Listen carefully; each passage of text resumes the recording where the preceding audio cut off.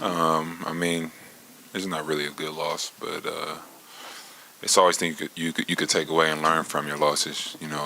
Just got to watch film and pretty much see what happened and what we didn't do right. Kawhi, you've been so successful this year, kind of getting the ball where you want it in your spots. How did the Lakers make that more difficult for you today? I mean, they were just pretty aggressive, throughout the whole game. I feel like I still got it where I wanted. Paul got it rolling early, and it was him, keeping us in the game, and just kept playing. Doc mentioned the lack of ball movement today. You guys had more turnovers than assists. What kind of went wrong offensively? We really didn't play with too much pace tonight. Or this afternoon. We kind of came in the game on our heels a little bit, even though we was up. It really didn't feel like we had a good rhythm out there, and I think that pretty much carried over into the second half. Doc talked about how Marcus and Shamit's roles have really changed since you guys have gotten healthy. What have you seen in terms of their roles changing and how they're adjusting to it? I think they're doing good. They just didn't knock down shots tonight. It's just one of those days. They got some good looks, just didn't go down. And, we just got to keep rolling and bounce back. Paul George's first shot in the fourth quarter came with only 1 minute left in the quarter. Communication-wise, what do you think can be improved so that doesn't happen again? Just try to get him in his spots. That's it. Just see if we could get him the ball in better situations. But we got a lot of talent on the team. I think, we got Trez got fouled a couple times in the post. So I was making some shots in the fourth quarter. And, we just got to have a bigger emphasis on trying to get us the ball. But, it's just because we lost, so it's a big, everybody's hyped on it. But if we won a game, then we wouldn't be talking about it. You picked up Anthony Davis a couple of times defensively. Can you just describe your comfort level with guarding someone that much taller than you and just in general what it's like guarding Anthony Davis? It's just pretty much what we do. We switch 1 through 4 a lot, and, I have to be ready for matchups like that. He's a great basketball player, long, can shoot the ball, got to touch, so... I just got to try to, my best to not give him a rhythm and, just contest all shots.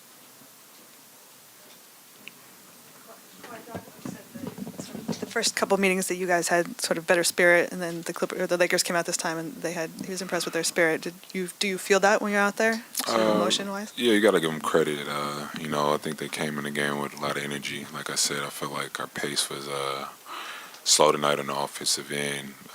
Felt like we're in mud, just moving a little bit slow, or just timid at times. So give them credit. They came out, played a great game. They were aggressive all night.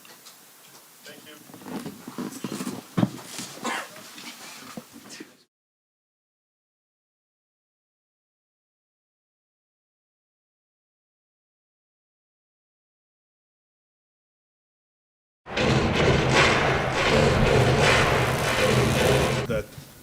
It felt like the first 3 or 4 minutes of this game, physically, you guys kind of dictated the terms. Something flipped. What did you kind of make of the physicality and the way? It was a physical game all game, man. They ran their game plan to the T of what they wanted to do, what they wanted to take us out of, and it worked for them.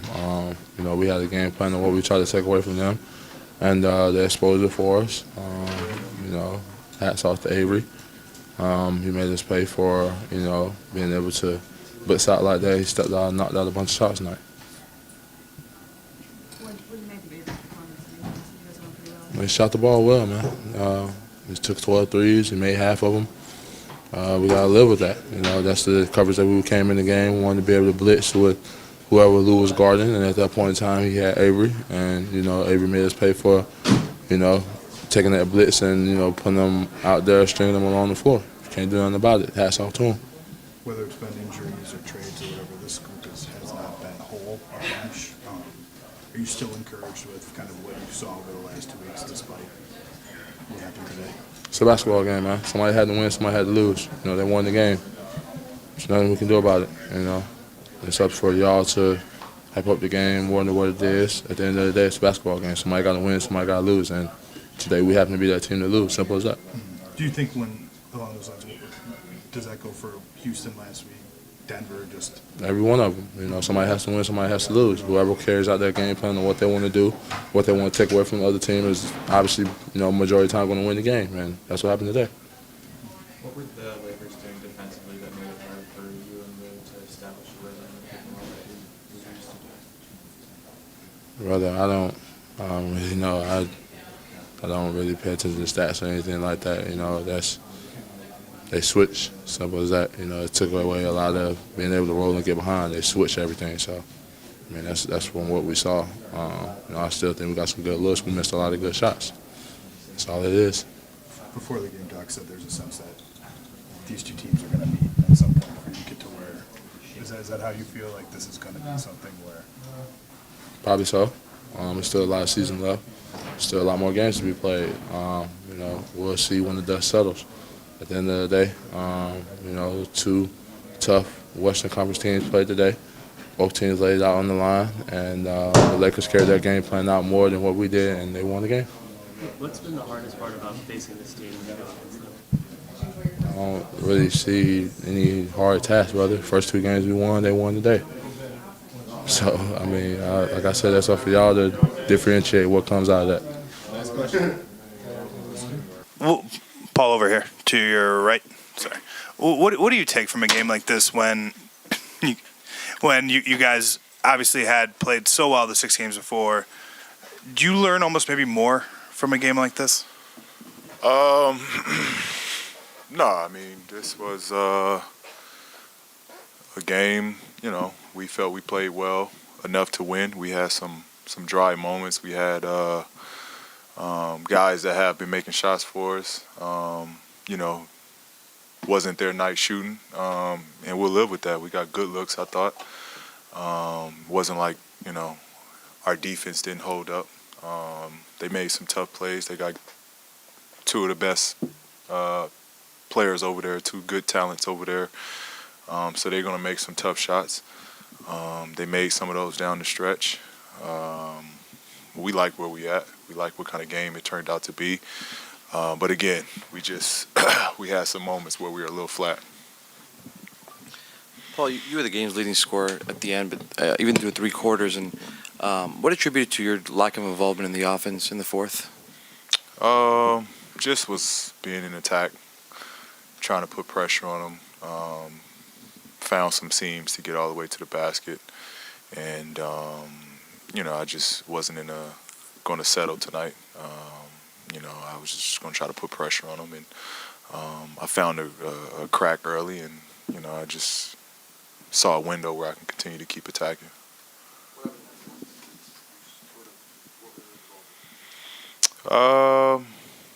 You know, I thought we got good shots. We should have just did a little bit more player movement, which would have got the ball moving around. But, you know, it's just how the game goes. Hey, Paul, will you elaborate on the chippiness of tonight's game, the physicality? Did you feel like a playoff atmosphere almost? And how you feel you guys responded to that? No, I mean, it's two of the top teams in the West. It's what you're going to get, 2 teams that know what the goal is.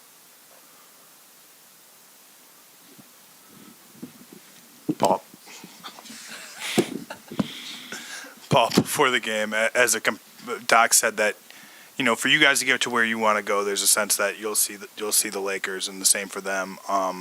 Is that a challenge you think you guys embrace, just knowing that it seems like all roads are kind of pointing towards one another?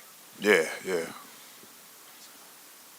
I mean, I don't know how you want me to answer this. Of course. I mean, of course, yeah. This is what you want. You want to play the best. You want to compete against the best. Good thing about it is we're both here. I don't know how else to answer that, but yeah. Paul back here. I know you haven't had a chance to look at the film yet, but Reggie was a +4 in the 15 minutes that he did play. Doc talked about the ball not moving. Do you think that, I guess, having him in the game in those situations, especially in the half court, maybe he can like help with that in the future and get guys shots? Yeah. You know, yeah. I'll take a little bit of that too, just alleviating pressure. They were trying to put extra pressure on Pat and just helping to alleviate some of that pressure. But yeah, I thought, I had a knack tonight of getting in the paint and taking advantage of my matchup. It's where I should have allowed or seen that and continued on with that of getting in the paint, making extra plays, and, letting the ball find the open man. Hey, Paul, with how right here, with how both teams both have a lot of star power and depth, what do you think it's going to come down to as far as just being on the winning end of plays if you guys meet down the line?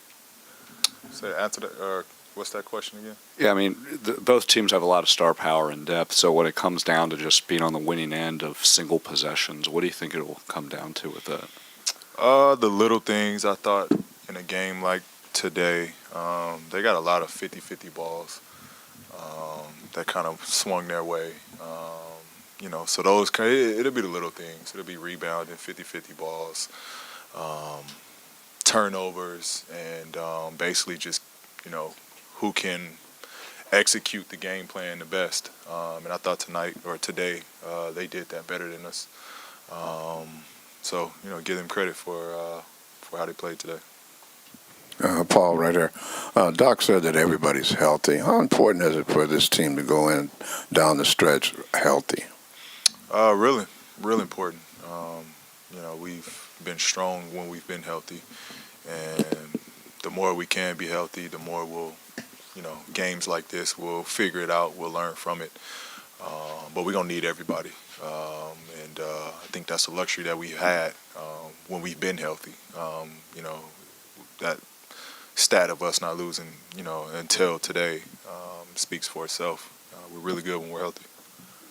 Paul, a couple days ago, Pat Bev was saying that he gets a lot from talking with Kawhi about just kind of keeping perspective and let, it's like step by step and, don't take shortcuts and all that.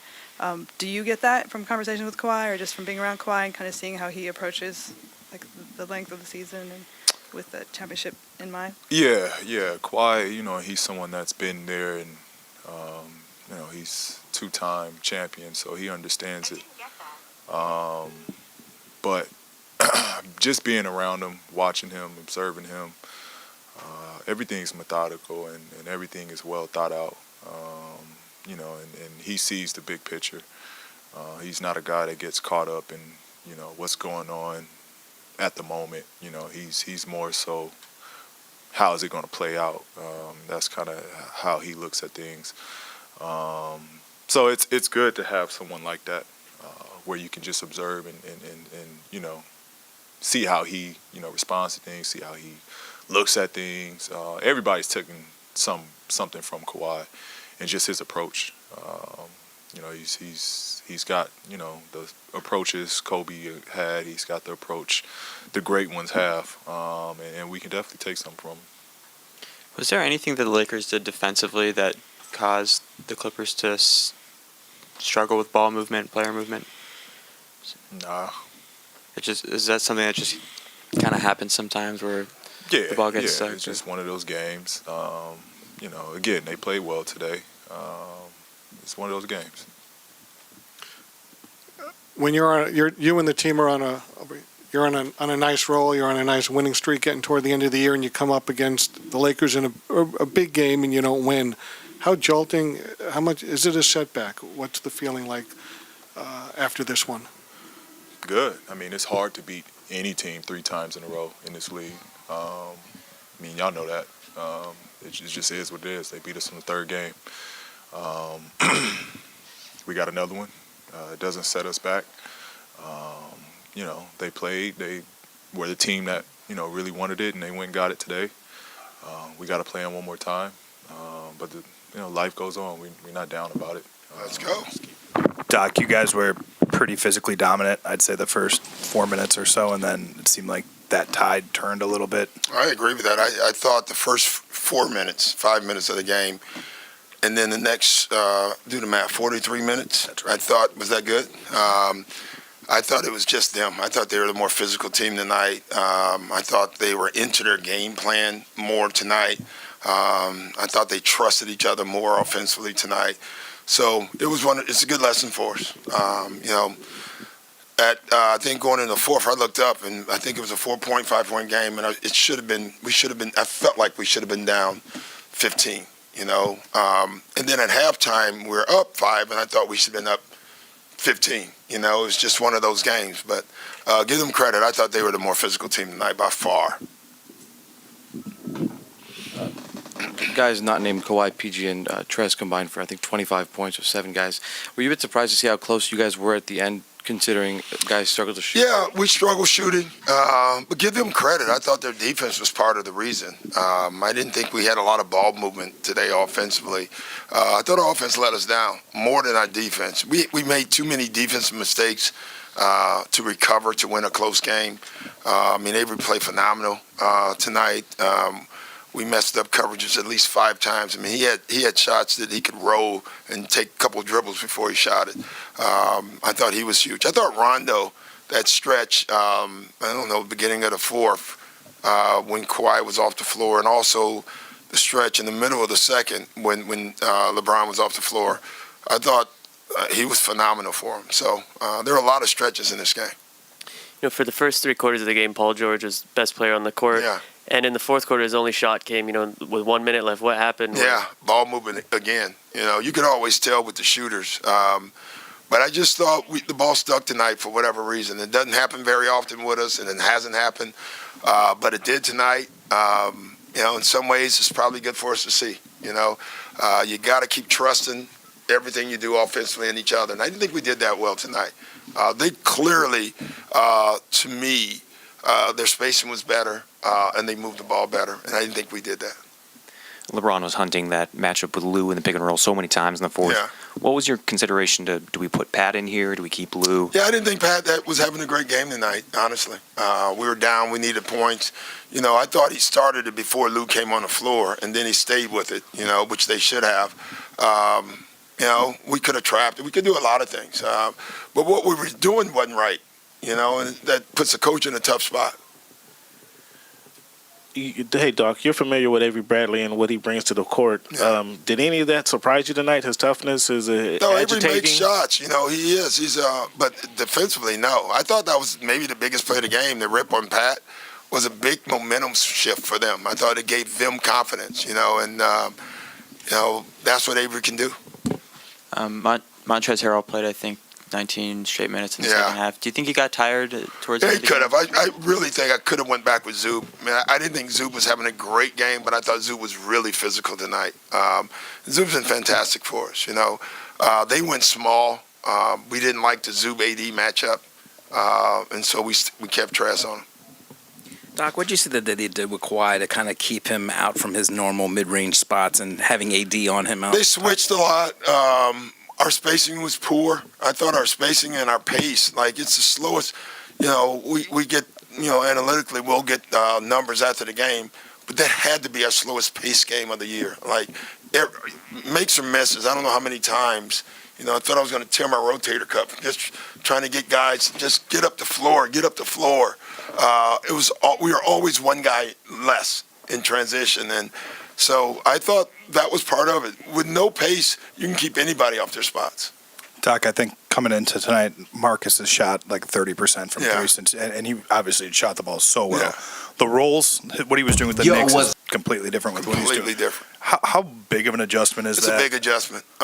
He'll get it, but it's going to take time. I talked to him, unfortunately, before the game and told him, just be patient, it's going to happen.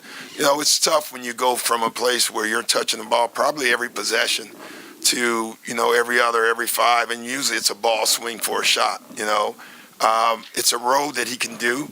I have 100% confidence in that, but it takes some getting used to, and he will. Does that affect, you think, his defense a little bit too much? I don't think so, but it could. Who knows? I'm not in his head. When you're not shooting the ball well, it can have an impact on you. Sham didn't play much tonight. Is there anything you can do more to get more playing time? Is it largely dependent on his scoring? No, it depends on if I want to play Kawhi or PG more, which I'm probably going to choose them. There's nights that Sham's going to be good for us. It's such a different role for him too. in a lot of ways, because when everybody was injured, I think Shem led our team in minutes played. And now we're healthy, right? And so now Shem's minutes has been cut drastically, and he's going through a little, he's got to get comfortable in his role again. He will again. This is why it's important now. We finally got a healthy team. Guys can get kind of adjusted to their roles, and we can grow from there. And so, like I said before the game, we have a lot of growth, and we're going to keep doing that. Doc, they kept one of their stars on the floor at all times, which you guys decided not to match. Was that a decision just to keep them fresh for the fourth, or not to show your hand? We don't have to. Like, our bench is good enough. Tonight it wasn't, but most nights it is. On the nights that we feel it's not, or, we could obviously do the same thing. But we trust our bench probably more. Our bench has been pretty good this year. So it's not like when we do that, we lose points usually. We usually do pretty well. Doc, you said you thought LeBron's game was phenomenal. What specifically impressed you tonight that you saw that maybe you also haven't seen in the previous matchups? Well, against us, he got to the basket tonight. That if you let LeBron get to the basket, he's just too good. Not just his scoring, but just the fact that he can pass the basketball. And so he got both tonight. He got to the basket, and he was able to bring guys in and make plays. That for us was on us, but it happened too much. That can't happen. Doc, did you learn anything about your team from tonight? I mean, obviously you had the 6-game winning streak. And yeah. What did you learn from tonight? Well, you always learn stuff. I mean, I don't know, but you always learn stuff. I'll watch the tape. I probably won't share it with you, but you always learn. You learn in wins and losses. You'd rather learn in wins. It's more enjoyable, to be honest. But no, I saw a lot of things tonight during the game. Ty's my computer, and I load him all game, every game I do it. And I felt like I was talking to Ty way too much tonight about things that we were not doing, things we should do. So, you lose when you do that. You mentioned the ball movement. You guys had more turnovers than assists tonight. How much, aside from the poor shooting, did that hurt the offense? Well, I just think, period, that no movement. And forget the turnovers. 13 turnovers is not a lot, right? But when you don't move the ball on top of that, you can't win that game unless you just have an extraordinary night shooting, which we're capable of. But in the long run, I know that's not how we want to play. We're never going to win that way. There's teams that play that way. We're not one of them, but we played that way tonight.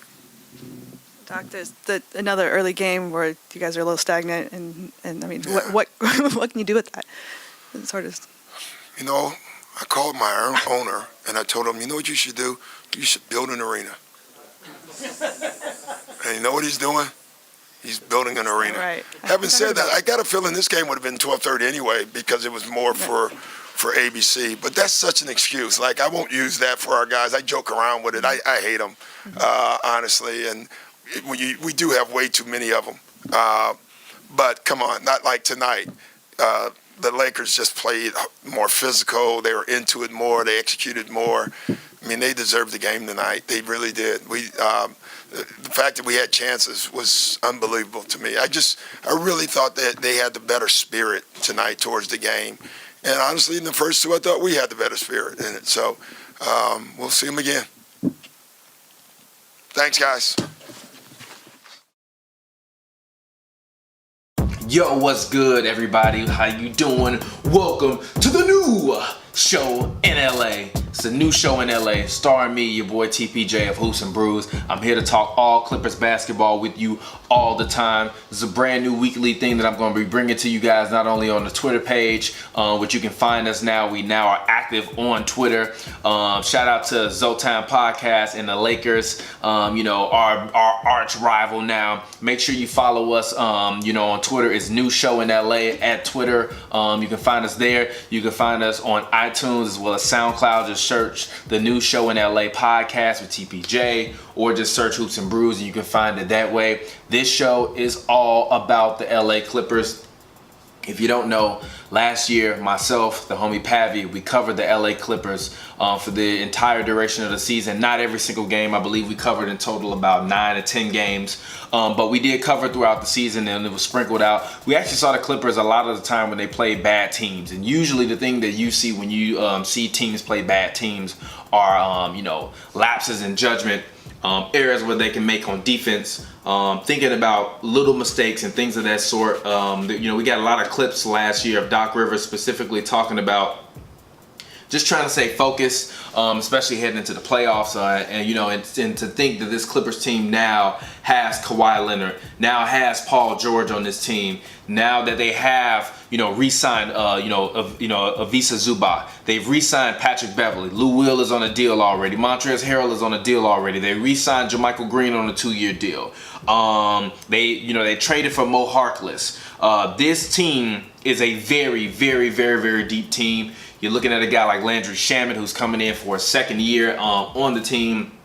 And a guy like Landry is a guy that I think will be key for this team going forward. I think, as you could, see a lot of the times during the games last year, they relied on Landry to hit a lot of big shots for them late. Landry is a guy that's a shooter. It's crazy that Jerry West was able to, get Landry Shamet away from the 76ers in exchange for Tobias Harris. Obviously, Tobias Harris is a max, but Jerry West used those picks that he got along with Landry Shamet to build a quality team. And this is the kind of team that can attract a guy like a Kawhi Leonard. So this show, the new show in LA with your boy TPJ, we're going to be talking all Clippers basketball. You know what I'm saying? Shout out to, everybody that's out there that reports for the Clippers. The guys, the locked in on, Clippers guys. Tom Azerly, the other guy, I believe his name is Farbod, I think so. So shout out to everybody that reports on the LA Clippers. Hopefully, I can get some call-in guests, to get into the show and, talk LA Clippers. Hopefully I can get Clipper Daryl one day to call in on the show and talk to us about the Clippers. But this is a once in a week, segment in regards to the, to the LA Clippers. So obviously, if you don't know, you've been hiding under a rock.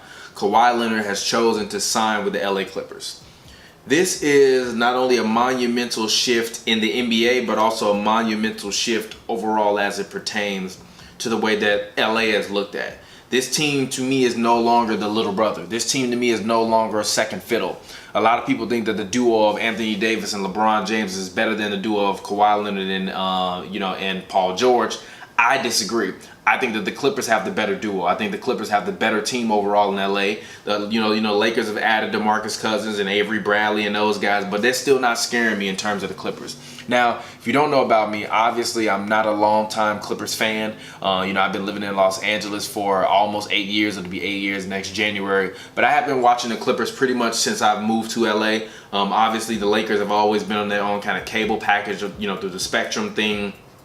I've always been a cord cutter, so I was never a huge Lakers fan to begin with. And it's not that I'm anti-Lakers, so everybody out there that thinks that I'm anti-Lakers, whatever, you guys are ridiculous. I think that you guys just look for stuff to nitpick at, as it pertains to our brand. So any fashion you can do, to hate on it, that's what you say. I'm not anti-Lakers. I'm just a realist, and the reality of the situation is that the LA Clippers for 2020, for the 2019-2020 season, have the best team in Los Angeles. They have quite possibly the best team in the NBA. Actually, I'm gonna go out on a limb and say they got the best team in the NBA. I think Patrick, Beverley next year will be a defensive dog. The craziest part about this Clippers team is that they have nobody where if you're playing them, you can be like, we can switch off to him. He's a weakness. Landry is a great defender. He played Steph Curry greatly in that first round last year. Actually, if I can, I'm going to include, a clip, up next in regards to Landry Shamet, as well as in regards to Steph Curry in the playoffs. Landry is a tough defender, and even as Shea, Gilgeous-Alexander said when he was on the Clippers team, that the Clippers look at Patrick Beverley to be the guy. Personally, I think Pat's the energy of the team. Locks us in before, and at halftime and things like that.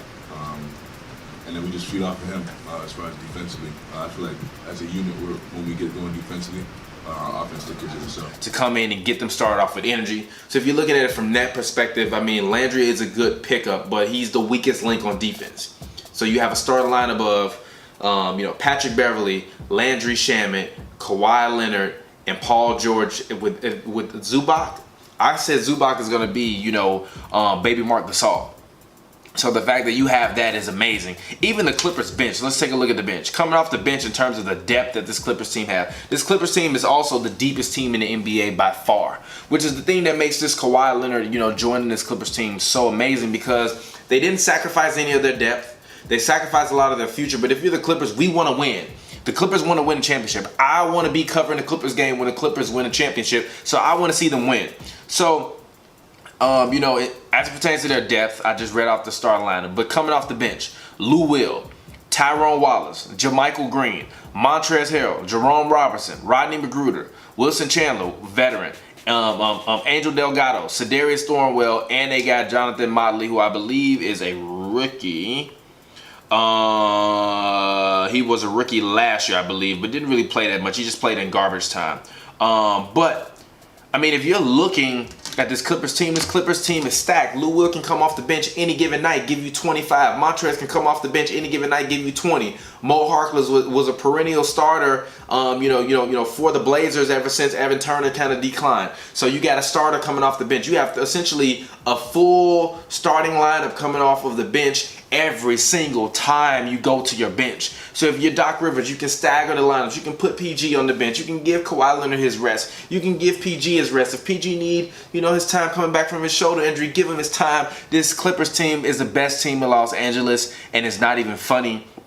So it's, like I said, quite possibly the best team in the NBA. The only team that I would give the advantage on, to the Clippers as of right now, would probably be the 76ers, and that's only because they were a bounce away, Kawhi Leonard bounced away from, being in the finals, as well as the Bucks, because the Bucks have a team that's coming back, 60-win team last year, MVP of the league, and Giannis Antetokounmpo, he's coming back next year. They look to be more formidable. They have more toughness down low, which is ironically, they built that toughness and they got those guys to play tougher so that way they can deal with a team like the Toronto Raptors. But honestly, I think that the Bucks would have a great chance against a team like this, against the Clippers in the finals. I think the 76ers would have a great chance against a team like the Clippers in the finals. But I think that it really depends on the health of guys like Joel Embiid. It depends on Giannis continuing to be healthy. But it also depends on Kawhi Leonard's health. It depends on Paul George's health. Those are the two biggest factors that you have to worry about when you're thinking about dealing with these guys. I'm about to look up Kawhi Leonard's health stats right now so that we can talk about it.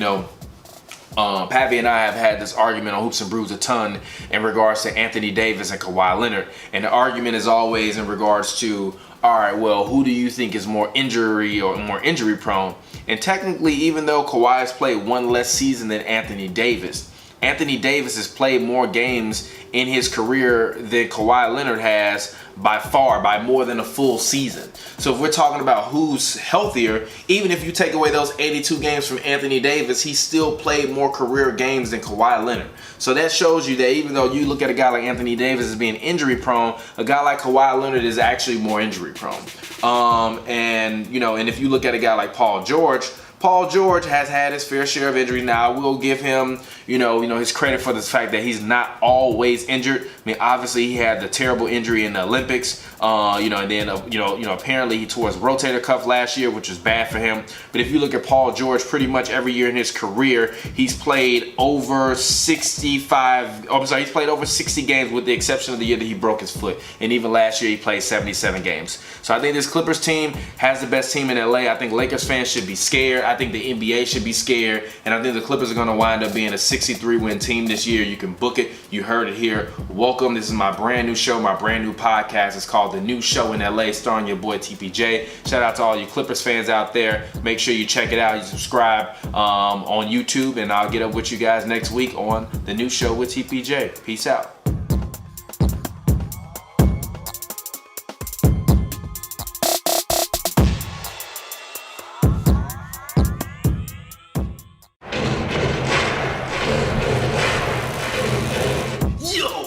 What's up? We're back. We're here in the corner to talk Clippers basketball. Welcome to the new show in LA. Yes, this is all Clippers, all the time, all Clippers talk. It's your boy TPJ of Hoops and Brews. Make sure you hit that subscribe button right down there in the bottom of that link. Make sure if you're listening to this right now on iTunes or Spotify or whatever, you send that episode to your mother, to your daddy, to your friend, to whoever it is. Make sure you have them subscribe to the new show in LA. It's my brand new show talking all LA Clippers. And today for the first episode, what we're going to do is we're going to actually highlight and talk about the coach that is Doc Rivers. Doc Rivers this year, we got to cover him closely as a coach. Now, I'm going to be honest. In the past, I have had my reservations about Doc Rivers as a coach. You have even might have heard me say slanderous things about him when the Clippers kept losing in the second round. I remember I said that he, that they should call him can't get it done. That was until we started covering the team, and you got to really see why Doc is who Doc Rivers is. Doc Rivers is who Doc Rivers is because he's a great coach and because he empowers his players. He empowers his players and puts his players in the best positions for them to be able to succeed. Unfortunately, I personally believe Chris Paul on that old Clippers team was a cancer. And I think that his negative attitude, his older, braggadocious, I'm the leader, pointing my finger down at you while I'm literally the shortest one in the room, it really took a hold over the locker room. And you could see guys like Blake not really gravitating towards Chris Paul. And I don't think Chris Paul gravitated towards Blake Griffin either. And I think if you're Doc Rivers, that's kind of a situation where you're dealing with kind of like a LeBron Kyrie type of thing. But in that situation, Blake is really the LeBron of the team, obviously. And Chris Paul is really more of the Kyrie, but Chris Paul is the Kyrie that was a second round guy and that could never perform to me beyond the second round. That's why I call him CP2. So to focus on Doc Rivers, I specifically am going to show you guys some clips. You'll be able to hear some audio of us throughout the season when we talked to Doc Rivers while he was on the Clippers and while he was coaching the Clippers last year before, since y'all love to act like we just, are magically, mystically covering the LA Clippers because they got Kawhi and Paul George. So one of the clips that I'm going to play is going to be a clip from a loss that they had to the Atlanta Hawks, which Pavy covered that game. I'll also play a clip from him, talking, in the game that they won versus the Bulls. I'm also going to play a clip when he talked about, after they acquire Landry Shamet. And then I'm also going to talk about, Pat Bev, Danilo, now that he's gone, Lou Will, now that he's still here. And then I'm also going to talk about Doc Rivers' opening statement at the last game of the playoffs when they suffered the blowout loss to the Warriors, right?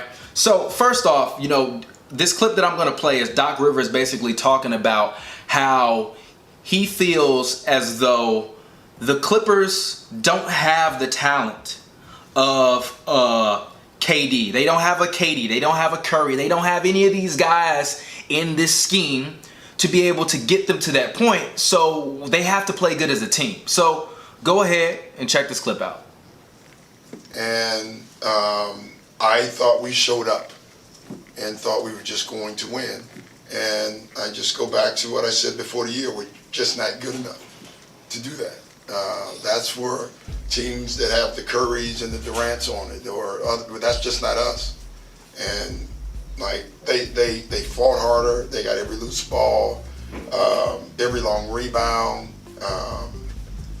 I just thought they competed harder, and that's unusual for our team. So it's an 82 game season. It happens. It's just no fun when it does happen. All right. So as you can see from that clip, it's pretty much self-explanatory, right? Doc mentioned a couple times throughout the season how, at times, because he did feel as though the Clippers always had to play perfect, that he needed his guys to always be ready for competition. And not in the sense of like his guys aren't going to come out and they aren't going to play. Obviously, every night you're getting 100% maximum effort from Patrick Beverley and Montrezl Harrell. You got a guy that's a dog in Lou Williams coming off the bench. So that's not the point of the statement. The point of the statement is that a lot of times in those games, because of the fact that the Clippers, wound up becoming a much better team than people thought they were, sometimes they would have some moments where they would get a little bit lax, including in that Bulls game, which I actually attended as a fan and Pavy covered as media. where they blew the Bulls out. But at first, the Bulls are kind of giving them a little bit of run or whatever. And then Doc is going to talk about in his clip about how, you know, he wants his teams to play faster, harder, stronger, right? That's what he wants them to do, play faster, harder, stronger. And he talks about how the Bulls came out initially playing faster, harder, and stronger than the Clippers, and how things changed after that. We didn't play well in the first half. I thought they played harder. I thought everything they did was faster, harder, tougher. And then in the third quarter, I thought it was all us doing that. And I thought that's where all the frustration came from. But we were terrific. So as you can see from that clip, you know, for the Clippers, it was never about their talent last year, right? It was never, ever about the talent that was on the team. They, on NBA 2K, had only 2 players with a rating above 80, a rating above 80, I believe. And I believe Lou Will was at 84, and Montrez was at 85, I believe. They never had a star on this team. You had guys, I'm actually going to read a couple people from the roster, right? Last year on the Clippers team, starting from the bottom, including everybody that played at least one game for the LA Clippers, right? You had Angel Delgado, Sedarius Thornwell, Avery Bradley, Wilson Chandler, Milos Teodosic, who is still on the team, or at least was still on the team, and didn't play at all. Who he was supposed to be the fucking European Steve Nash, psych. You had Tyrone Hill, Luke Mbamute, Jerome Robertson, Garrett Temple, Landry Shamet, Patrick Beverly, Marcin Gortat, Shai Gilgeous-Alexander, JaMychal Green, Ivica Zubac, Jonathan Motley, and then you get to the, you know, to the better players, which Boban. Then you get to Pat Bev, Lou Will, Montrez, and Danilo. This team was not a loaded team. But the one thing that I bet you didn't know was that this team was a very, very efficient team, and the guys that they had on the team were very efficient. Did you know that last year, Paul George's PER rating was, let me see, it was his PER rating, hold on, I was just looking at it, there it is. It was 23.3. Montrezl Harrell's PER rating last year was 23.4. So before you watch the show, if I would have told you that Montrezl Harrell had a better player efficiency rating than Paul George, a guy who was in top 3 in MVP voting, you would have called me a liar. You would have called me a liar. Lou Will's PER last year, 21.2. Danilo actually had a pretty good and a pretty efficient year. His PER was at 21, which is pretty decent for a secondary guy, even though Danilo, well, actually, you know, I think Danilo and Lou Will were the only 2 people on that Bulls, on that Clippers team last year that had a rating above 80 on 2K last year. That's what I'm talking about. So now you get a guy like Paul George. A guy like Paul George last year who gave you a 23.3 PER rating, who also last year shot 43% from the field, 38% from the 3, gave you 28 points per game, 2.2 steals, leading the NBA. He gave you 8.2 rebounds. He gave you he shot 83% from the free throw line, and this guy was a beast on only 21 shots a game. And I'm sorry, he didn't lead the league in steals.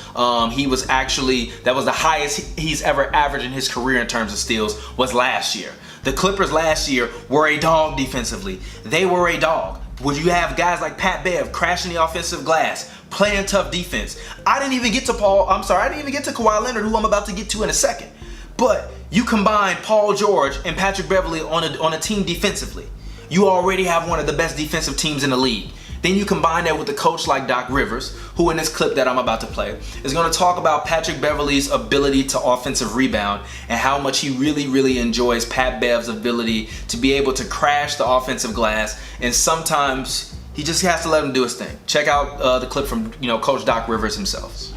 They're not actually rules, and we don't want our guards, especially our point guards, crashing the offensive glass. But he's great at it.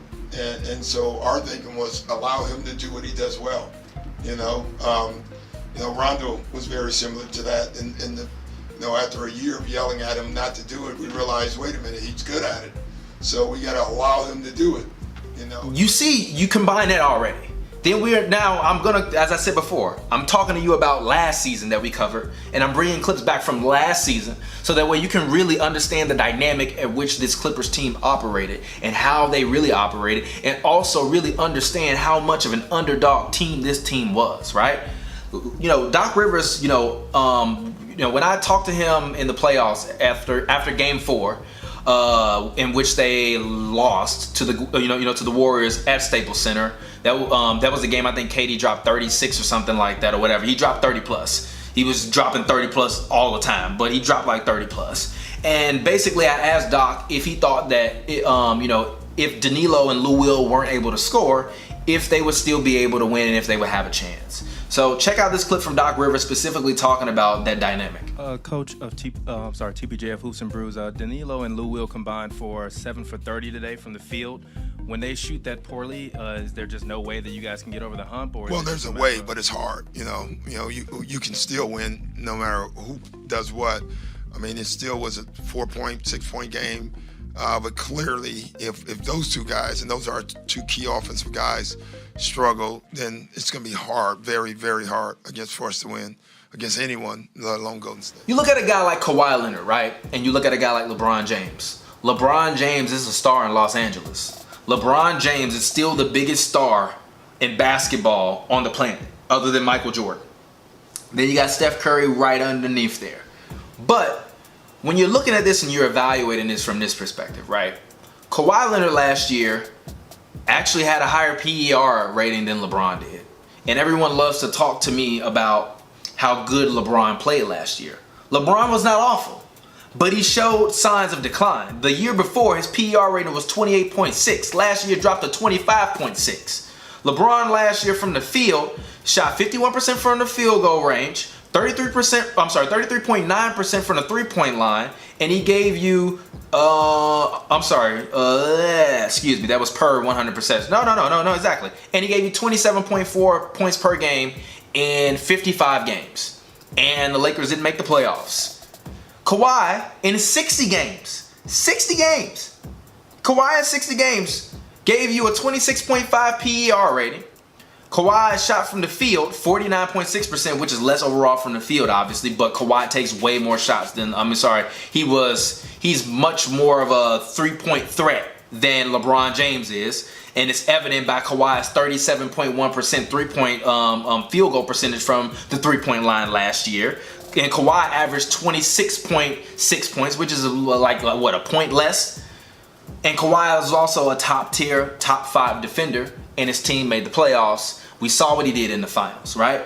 So you add him to what I just talked about with Pat Bev, with Lou Will, with Montrez, with Paul George, and with the guy, Doc Rivers, the coach, who I thought personally from covering the team and also from watching the NBA in general, Doc Rivers deserved to be coach of the year. There is not a doubt in my mind that Doc Rivers was the coach of the year in the NBA last year. Now I give a big kudos to Mike Budenholzer. He reformed their system, gave them an entirely different look. They won a ton of games. But if you give Mike Budenholzer the Clippers are the Lakers last year. A disaster. And that's no disrespect to Coach Bud, but that just shows the level of respect that I have for Doc Rivers and the job that he did with these guys. So I'm gonna end off this, show, just saying that, I told you guys, I think the Clippers are gonna win 60 games. But I think a coach like Doc Rivers, and as you can see through these clips, really cares about his guys and is thinking about his guys. I'm gonna play the opening statement from him after they suffered the blowout loss versus the Warriors in Game 6. And you're going to get to really kind of understand how he felt about this team for this entire year and about this, unit as a whole. But also, he talks about how, that team was more than talent. And when you're more than talent, especially when we know how he's going to speak about it, he said that basically he thought that the Warriors were the perfect matchup for them last year. Now, I disagree. I humbly disagree. Coach, if you're watching this, I humbly disagree. And last year, although you didn't do what I thought you were going to do, I didn't think the Clippers were going to make the playoffs. And if they did, I thought they were going to skate in. But I did think that Doc was going to have a good year. But I didn't think that they would take any games from the Warriors. And to me, those two games that they took versus the Warriors last year was more impressive than Doc Rivers' past playoff runs when he had Chris Paul and Blake Griffin, personally to me, even though they made it further. And Coach in this clip is going to talk about how he felt the Warriors were a perfect matchup for him. I personally thought that they would have matched up better against a lot of other teams. I think the only team that they really didn't match up well in the 2018-2019 season in the postseason really well would be the Rockets, and that's just because of the offensive dynamo that is James Harden. As good defense as the Clippers play, James Harden's ability to get to the free throw line and create havoc at the free throw line is something that even the Warriors and their dynamic and their shooters couldn't do. And that's something that allows the Rockets to be able to control the pace. And then when Harden goes off, Harden goes off. And also the Rockets played at such a frenetic pace, and it's 3 or bust. The Clippers could easily get down by 20 after a few threes. And they did versus the Warriors a few times. I mean, they got blown out, in multiple games. And they were supposed to get blown out in that game that they won. But they just had the heart of a lion. I'm going to end the show with this. It's your boy TPJ. This is the new show in LA. Make sure you go and you subscribe on YouTube. Hit the like button below. Make sure you follow me on Twitter at New Show in LA.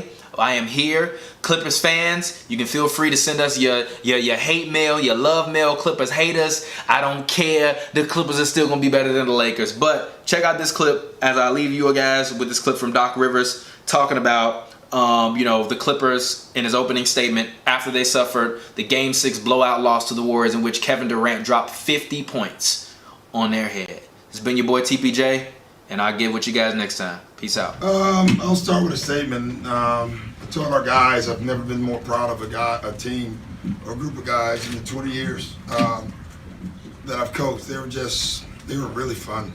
I mean, as I've said before, I never had a group where you wanted to, in the morning, you race to the car, you race to practice, because you just love being around them,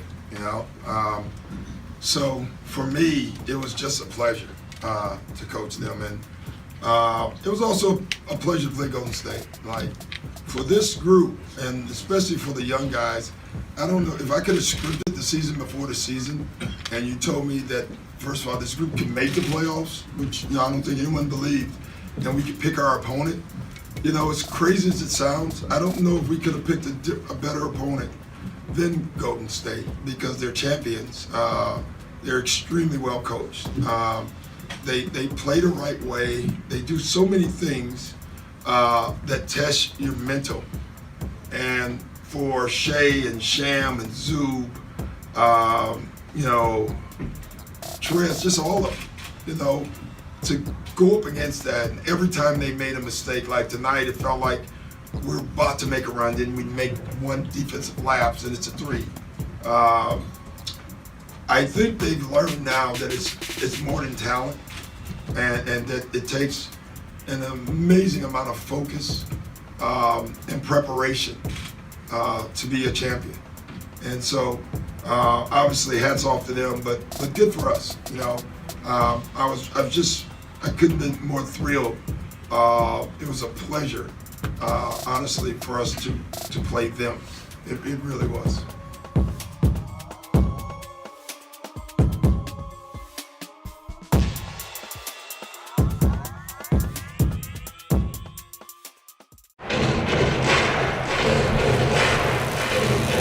Yo, what's good? It's your boy TPJ of Hoops and Brews. Welcome to the new show in LA, the show that features all Clippers basketball talk all the time. Today, I'm gonna hop immediately into it, and we're gonna talk about the defensive dog himself. Yes, you know who I'm talking about, Mr. Westside, or as they call him on the internet, Mr. Bevlord. Shout out to Patrick Beverly, the dog defender from Chicago, Westside Chicago at that. I want to highlight Patrick Beverly because I feel as though he's going to be a player that's going to be very, very key and pivotal for this Clippers team as they move forward with their brand new superstars, Kawhi Leonard and Paul George. I feel like Patrick Beverly, for a lot of people, has become what is now a footnote on this team. Just this past week on Hoops and Brews, we had our guest from the LA Observer, Cam, come through, and he mentioned how he didn't believe that the Clippers, number one, had enough passing, but also enough playmaking ability overall on their team in order for them to be able to sustain as well as play at a high level with a guy like a Paul George and a Kawhi Leonard. Cam's main argument was that, this team doesn't have the passing that it needs to on it. including, one Patrick Beverley. But I argued actually differently. I think that you have two guys in Kawhi Leonard and you have a guy in Paul George that are both not necessarily historically known for their playmaking ability for others, but I feel as though they will be willing to and have no issues getting the other guys on their team involved. And also, even when you look at the Clippers last year ranked 18th in the NBA in assists at 24 assists a game with 14.5 turnovers. I think this year they will probably wind up somewhere in that same range, anywhere between the 12 to 15 range, not as low as 18. I think it'll be a little bit higher with Paul George and Kawhi Leonard on the team. But even when looking at that, the Clippers weren't a high volume assist team last year, like a team like the Warriors or the Nuggets or other teams of that sort. And I think like a guy like Patrick Beverley, I think what he goes beyond adding numbers. His is beyond statistics. It's beyond assist numbers. It's about that rage. It's about that bulldog. It's about that fight that he plays with. And actually, last playoffs got the opportunity to talk to Shai Gilgeous-Alexander as well as Patrick Beverley post game after their loss to the Warriors, and I actually was asking Shai what he thought about his energy in terms of how he came out and how he played. But he actually pointed the attention to Patrick Beverley and said that Patrick Beverley is the one that sets the tone. Go ahead and check out this clip. TPJ of Hoops and Brews. Shai, when you going out there and you're playing that aggressively in like first halves, how do you feel that energizes the team? Personally, I think Pat's the energy of the team. Locks us in before and at halftime and things like that. And then we just feed off of him as far as defensively. I feel like as a unit, when we get going defensively, our offense takes care of itself. As you can see, a guy like Patrick Beverley is a guy that even his teammates know he is the guy in terms of wanting to get things started, coming with that mentality. If you look at a guy like Paul George, you look at a guy like Kawhi Leonard, both of those guys are not known for being very domineering and dominant forces within their locker room. Obviously, they're superstar basketball players, so we're not going to act as though they don't have any presence within inside of the locker room. But they're not known as being kind of the rah-rah, let's rile everybody up type of guys in the locker room. Although PG is much more of a superstar prototype than Kawhi Leonard. We've seen the commercials. We've seen the taking a last-second shot in the Gatorade commercials, even though he wasn't making them at that point in time. He's made a few since then. I think this team goes down to more than that. It's more than just numbers. Even looking at the numbers for this team and looking at players that Kawhi Leonard as well as Paul George have played with in terms of assists, some of these guys are high volume assists. Other guys aren't necessarily so much high volume assists. If you look at a guy like Russell Westbrook in the year in his 2019 season, he averaged 10.7 assists. He had 325 total turnovers for the year. In the year 2018, Russell Westbrook averaged 10.1 assists, and he had 381 total turnovers that year, which is a lot.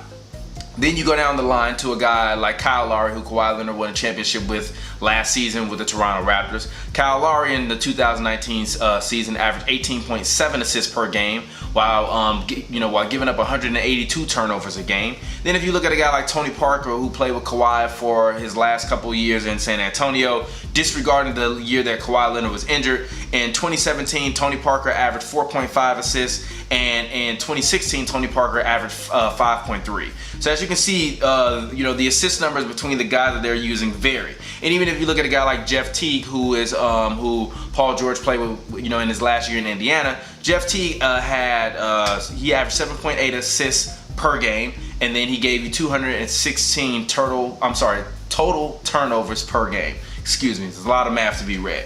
So even if you're looking at it, right, you look at the guys that PG and Kawhi were playing. Some of these guys were high volume assists, but other guys like Tony Parker, you kind of get in where you fit in. And even if you think about that Spurs system, that's really what that Spurs system is. It's about getting in where you fit in. There's no one necessarily, guy that's going to dominate the ball. Even a guy like a Kawhi Leonard, even when he was, at his meteoric rise as he, was kind of, rising in the ranks in the NBA as a San Antonio Spurs before Zaza Pachulia took him out. You look at that guy, that team was not a team that was heavily dependent upon Kawhi Leonard. It was a healthy, balanced offense between Kawhi Leonard, LaMarcus Aldridge, a healthy dose of Tony Parker, and you still have Manu Ginobili coming off. And if you look at a guy like Lou Will last season averaged 5.4 total assists, which is more than Tony Parker averaged in 2016 or in 2017. And Lou Will last year only gave you 181 total turnovers, while also giving you 402 total assists. If you add that up with the amount of assists that Patrick Beverley had last year, Patrick Beverley was 3.5 total assists, and he gave you 85 total turnovers. So if you add that up with what Lou Will is giving you, you basically have a guy giving you 8.9 assists per game total from that point guard slot. And even if you look at Lou Will and Patrick Beverley in terms of height, they're both listed at 6'1". They're both not taller guys. They both will be playing more of that point guard facilitator type of role. Patrick Beverley more defender than facilitator versus the straight point guard role. So, I think that this Clippers team is not in as much peril as everybody thinks. And I even think, thinking about Patrick Beverley talked post game about him being a self-motivated, basketball player, and really wanting to go out and get it and improve it. So check out this clip where he's talking about him being self-motivated as well as his team. From the beginning of the season, playoff, training camp, we self-motivated. We look at every situation, every game is one game at a time. Even when keeping with that, you look at a guy like Patrick Beverley, even after the Warriors beat the Clippers in that game 6 when Kevin Durant dropped 50. I'm going to play a clip in a second where Patrick Beverley talked about the fight of this Clippers team and how they always wanted to fight and how they quote unquote wanted all the smoke because they were there for competition. This Clippers team was, in 2019 in terms of that season, was a dog defensive team, was a dog effort team, was a dog playmaking team in terms of making plays that counted to win the game beyond simply scoring the basketball or distributing the basketball. They got rebounds, they got turnovers, they made timely assists, they made timely shots, play after play. Go ahead and check out this clip of Patrick Beverley talking specifically about the mentality of this team and how they always wanted all the smoke for this entire year. Thought this was going 5. At the end of the season, people didn't even have us going to the playoffs. So, I don't even think people thought that. But, we wanted all the smoke, regardless of what number they was. When I say smoke, I mean, we wanted, we want backing down, and that's just the wheels of this team. We just keep fighting, never back down. And at the end of the series, if they do, fortunate to win a championship, they know they was tested by the LA Clippers, and that's the most important thing. So as you can see with a guy like Patrick Beverley, he's more than just about energy. He's more than about defensive intensity.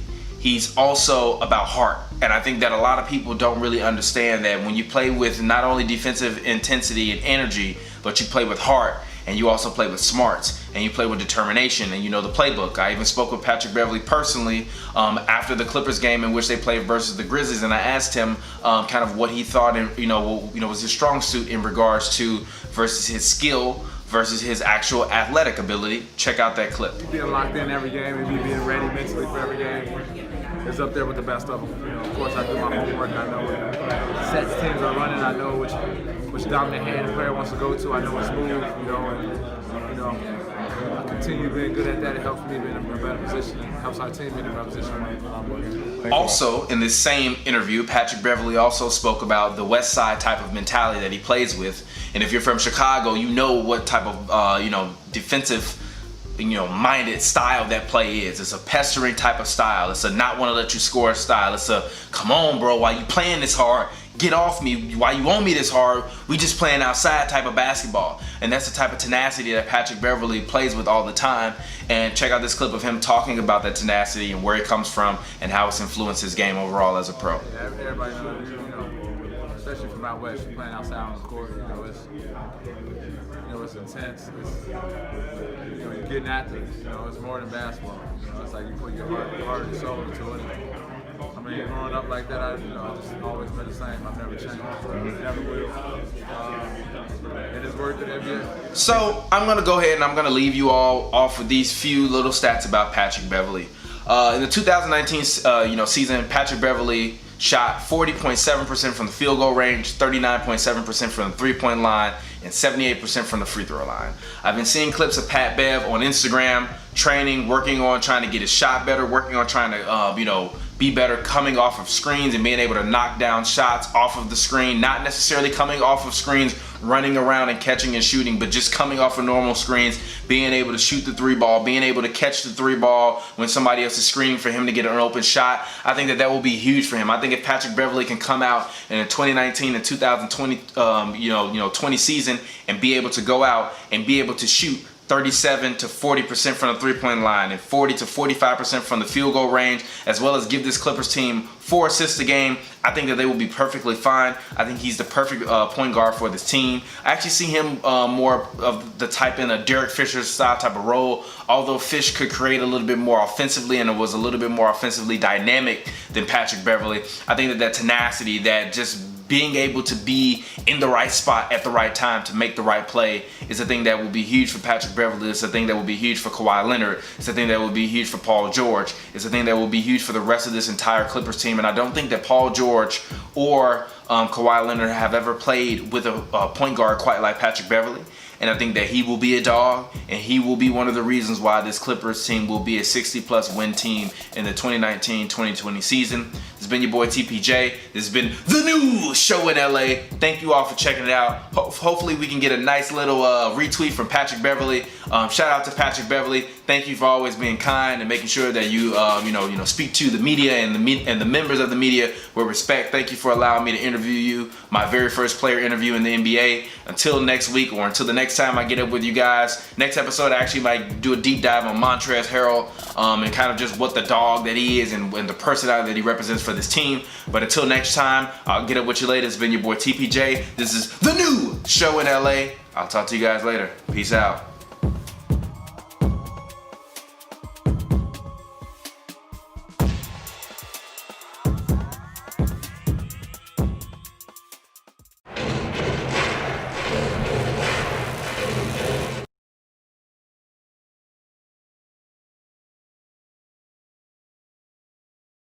I know we've kind of all said it, but one time, who wins? And your score. Lakers. Potential score. Buck 23 to 108. Okay. Wow, that was like pretty close to what I was gonna say. I'll go 124, 116. I think that we'll hopefully get a little closer. I don't want it to happen. I'm gonna go 118, 105. 118, 105. Yeah. And I think the Lakers will come out on top. I just think that they'll win the battle inside that night. Yeah. I think JaVale's going to have a dumbass good game. He's going to hit a 3 and like some weird, and it's going to be like, oh, and then they're going to, lose the next night straight. So. I'm actually going to go the Lakers 113, Clippers 97. Ooh, I think it'll be second year in a row we don't break 100 points on opening night. I think it'll be a rough opening night. I think that made my heart grow. I was at the practice today, and not saying anything negative, but it felt like the time that we were slotted to go in and check out practice lasted a little bit longer. I feel like that what I've been hearing a lot lately from them is kind of things aren't set yet. They're more so just trying to figure out schemes that they can run. Now, whether that's a little bit of them playing possum or whatever it is, which would I don't know what to say. Yeah. But I just think that the first night is going to be one of those things where every guy on his team is thinking like we all believe that they can win a championship, but I believe that they believe that as well. But I believe that I think that they know that it's going to be hard, but they're not going to really truly understand what it takes to win a championship because none of those guys other than Kawhi Leonard has championship real metal and experience and test and grit and drive. Kawhi's been doing it for a decade at this point, basically. So the rest of the guys have not. PG hasn't been there. Lou Will hasn't touched it. Like, none of those guys have sniffed it. And I think the first night, they're going to get smacked. And everybody's going to be like, oh, okay, like, we really have to lock in and be at a different level. It's two big-ass pieces to add to your team. Yeah, exactly. I think people sometimes with good players think that, and Kawhi and Paul George are two good players who, in terms of those top quality guys, can play in a lot of different areas. I think, like you were saying, put someone anywhere. Mm-hmm. But it's still hard. It's still just because they're good doesn't mean that you just add 12 wins to the 48 they had last year. You still have to do it. And Doc, I think, has been weirdly kind of candid about not really knowing how it's going to go. He's talked about there's going to be a sliding lineup, which I think sounds good to fans, but also if you watch a bunch of basketball, it's kind of all right, well, that means that a bunch of different lineups have to work. That's not. I think it's only going to be a sliding lineup for the first fifth of the season, and I think without after Paul George, that, he'll figure out rotations. I think you really don't know what your true rotations are until 15 games after PG comes back. Yeah, I think that's why he's saying it. So that way, we aren't. I think if he would have come into it like, yeah, I know what I'm going to run. Like we know when Paul gets back, we know the exact sets and all stuff we're going to run. Yeah. And it came back, and he comes back, and it doesn't work very well. Everybody's like, yo, shit. what the hell is going on? But if Doc is like, we're running schemes, we're trying to figure things out. Obviously, we got injuries. We're adding new guys to an entirely different team. Like he's softening the blow of any potential mishaps because if the Clippers would have been talking shit all summer long, and like I feel like the Lakers have been kind of pseudo talking shit. Like the Lakers consider this a warning. Yes, exactly. The Lakers believe that they are going to win a championship. And I don't believe that the Clippers have an open. I think that they believe internally that they can win a championship. They have the underdog but I think it's belief. a difference between believing it internally and saying like, yo, we are the big dog on the block. They're saying all the right thing of like, they're saying the confident version of, we just want to get the playoffs and anything can happen. But they're saying it in a way where you're like, yeah, but we can tell that.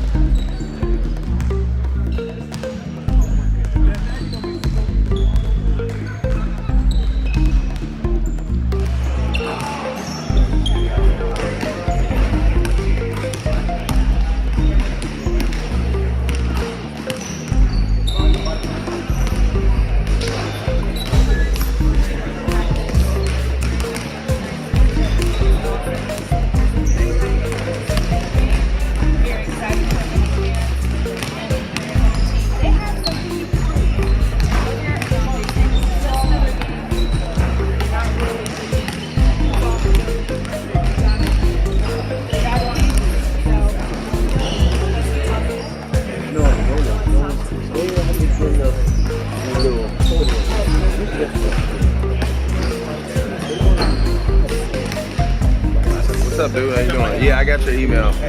I read it last night. I had to find all those files. I found them like at 3 in the morning. I'll send them to you. I'll send you one of them today. Excited?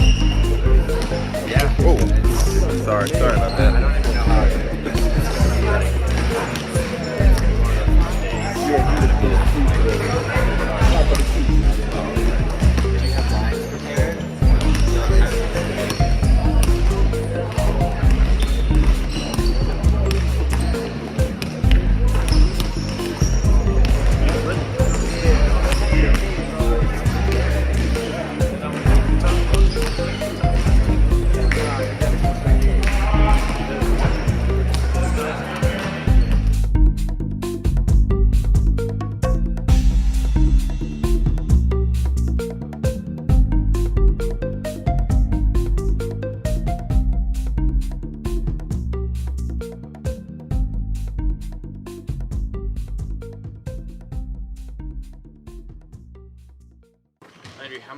pride is on the line tonight? There's pride on the line every night. It's basketball, it's the NBA. You want to go out and be the best version of yourself, of your team. Every night, 1 through 82 in the regular season. So there's always a lot of pride on the line. Congrats on the shoe deal. Thank you. Yeah. What's that mean to you? Yeah, it's important. It's an honor for sure. Something I'm lucky to be able to have. I've worked hard to get to this point, and it's nice to get little things thrown in to kind of remind you where you are. You're lucky. I'm lucky. So yeah. The Lakers are a really big team with a lot of size. How important is it for guards and wings to really crack back, protect the paint, rebound? Yeah, we've talked about that a lot. They rebound the ball really well. Really long and big team, like you said. So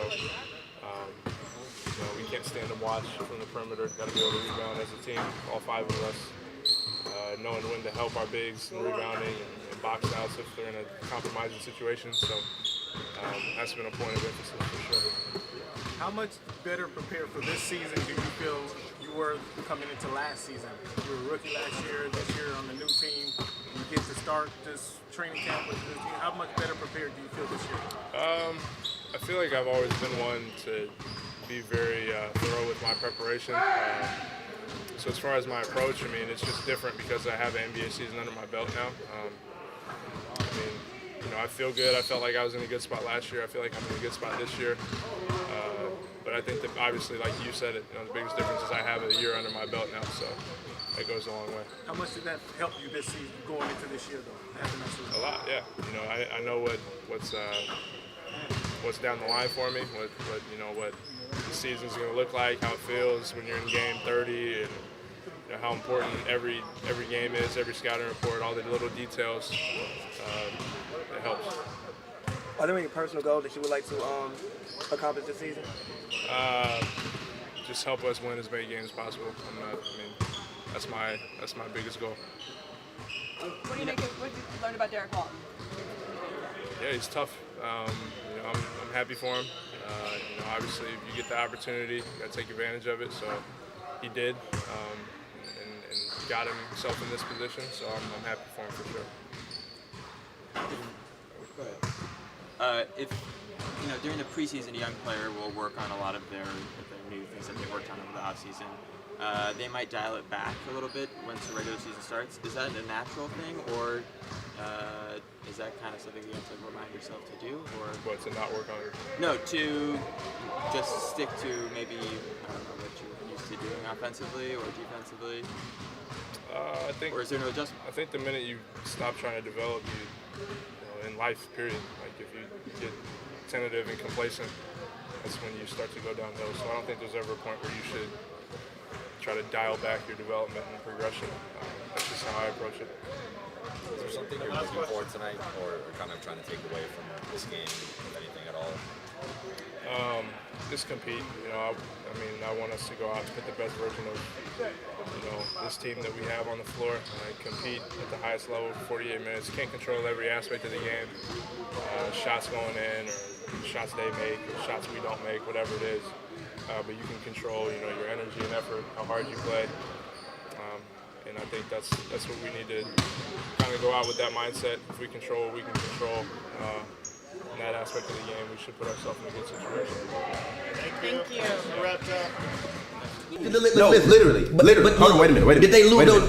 Did they lose free agency? This is a question. This is a question. You have guys that are now on this bench, right? That you gonna talk to me about that are like these great free agents, right?